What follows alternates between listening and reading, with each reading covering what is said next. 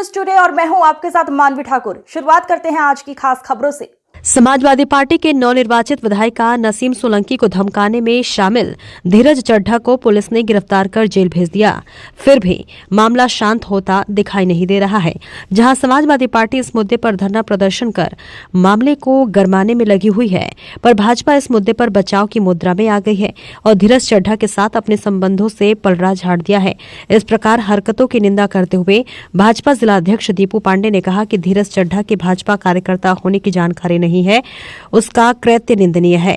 दूसरी तरफ समाजवादी पार्टी के नगर महासचिव ने कहा कि विधायिका नसीम सोलंकी को अतिरिक्त सुरक्षा की आवश्यकता है। इस प्रकार की धमकी से समाजवादियों को डराया नहीं जा सकता है। इस गिरफ्तारी के लिए पुलिस प्रशासन का धन्यवाद, मगर समुचित धाराओं में मुकदमा दर्ज किया जाना इस बात को स्वीकार करता है कि शासन के दबाव में मुकदमा को कमजोर किया गया है। समुचित धाराओं में मुकदमा दर्ज कराकर पुख्ता सुरक्षा व्यवस्था कड़ी करना चाहिए। धमकी दे रहा था लगातार उनके साथ।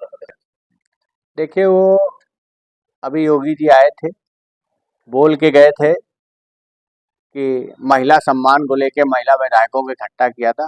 तो भाजपा की कथनी और करनी में बड़ा अंतर है, क्योंकि वो अभी तो लेटेस्ट ये इसने कहा, इससे पहले करीब 1 महीने पहले की बात है, तब भी इसने धमकी दी थी। तब भी हम लोगों को पुलिस से सूचना दी थी, कहा था कि इससे हमको जान का खतरा है, लेकिन तब कोई कार्रवाई नहीं। अगर उसी समय पुलिस कार्रवाई कर देती तो आज ये स्थिति ना आती। लेकिन चूंकि फिर भी उन्होंने जो अभद्र भाषा का प्रयोग किया है विधायक के लिए, महिला विधायक के लिए किया है, और हमारे राष्ट्रीय अध्यक्ष पूर्व मुख्यमंत्री माननीय अखिलेश यादव जी के लिए किया है, इससे जनता में और कार्यकर्ताओं और नेताओं में बहुत रोष है। और उसके लिए हमारे समाजवादी पार्टी के यूथ के नेताओं ने रात में धरना भी दिया। पुलिस ने एफआईआर लिखी है, लेकिन पुलिस ने बहुत ही कमजोर धाराओं में एफआईआर लिखी है। मेरी पुलिस कमिश्नर महोदय से मांग है कि ऐसे व्यक्ति को जो खुलेआम विधायकों को धमकी दे रहा है, तो आम जनता के साथ क्या नहीं कर सकता है, इसके खिलाफ सख्त कार्रवाई करें और सख्त धाराओं में मुकदमा लिख के इसके ऊपर कठोर कार्रवाई की जानी चाहिए। आपने भी जिक्र किया ना कि वो पहले करते हैं, क्या नसीम सोलंकी जब मंदिर गए तो कोई गुनाह कर दिया था कि उन्होंने वहां जाकर बार-बार किसी बात का देखिए, जब प्रत्याशी चुनाव में आता है, वहां पे तमाम समाज, हिंदू समाज के लोगों ने विधायक जी से कहा, प्रत्याशी थी, कि आप यहाँ पर दिया जला दीजिए। तो वो वहाँ पर दीपावली की शुभकामनाएं देने के लिए गई, तो वहाँ पे और तमाम लोग आ गए पुजारी के, आप जल चढ़ा दीजिए। अगर वहाँ पे जल नहीं चढ़ाएंगे तो लोग आप क्वेश्चन करेंगे। और उनके कहने पे, चूंकि हमारे तो भोलेनाथ हैं, भोले हैं, उनके वहाँ पे सबका, भाई मंदिर में किसी को कोई रोक नहीं, हमारे यहाँ तो सब लोग पूजा पाठ कर सकते हैं। ये एक बनाया गया, भारतीय जनता पार्टी समाज में द्वेष फैलाने का काम कर रही है, और समाज में इनके नेता जय श्री राम बोल के किसी को भी अपमानित करते हैं, किसी को भी गाली बकते हैं और जय श्री राम बोल के बचने का काम करते हैं। लेकिन पुलिस कमिश्नर महोदय ने रात में कार्रवाई की, इसके लिए उन्हें धन्यवाद। लेकिन सख्त कार्रवाई की जाए।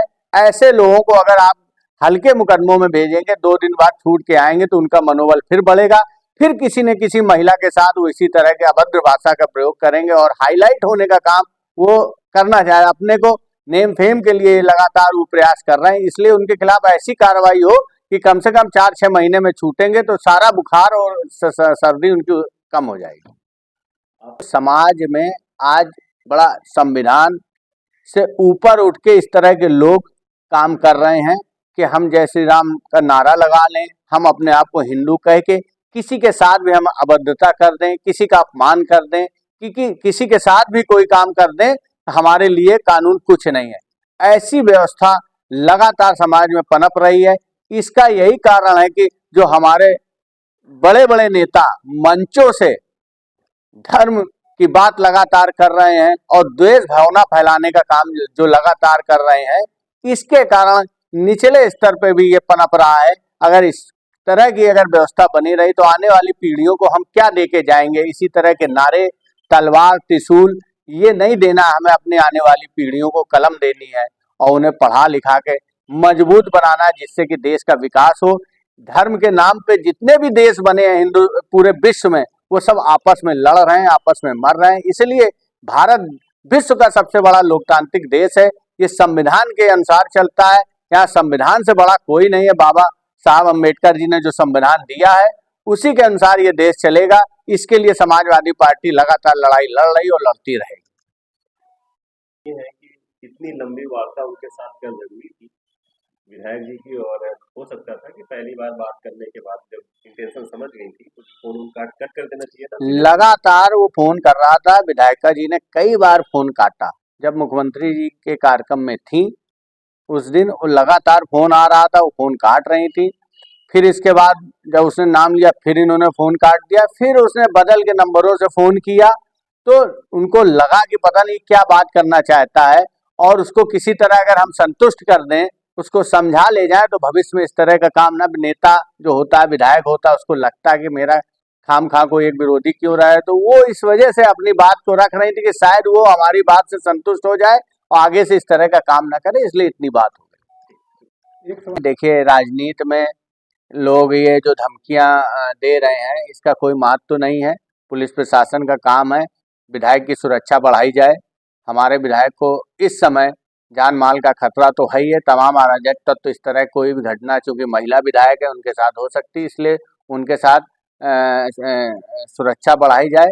और ये पुलिस प्रशासन से हमारा निवेदन है कि हाँ, घटना हो सकती है लेकिन वो डरने वाली नहीं है, वो जनता के बीच रही है और रहेंगे। हम लोग उनके साथ लगातार खड़े हैं, समाजवादी पार्टी खड़ी है। और जो उस व्यक्ति ने राष्ट्रीय अध्यक्ष जी का अपमान किया है ये बहुत निंदनीय है। ऐसे लोगों को अगर भारतीय जनता पार्टी बढ़ावा देगी तो निश्चित रूप से समाजवादी पार्टी सड़कों पर उतरकर उसका विरोध करेगी। और अगर गंभीर धाराओं में मुकदमा नहीं लिखा गया, जो अभी बहुत हल्की फुल्की धाराओं में मुकदमा लिख के जेल भेजा गया, अगर गंभीर धाराओं में जल्दी मुकदमा नहीं लिखा गया, कार्रवाई नहीं हुई, तब भी हम लोग आंदोलन के लिए बाध्य होंगे।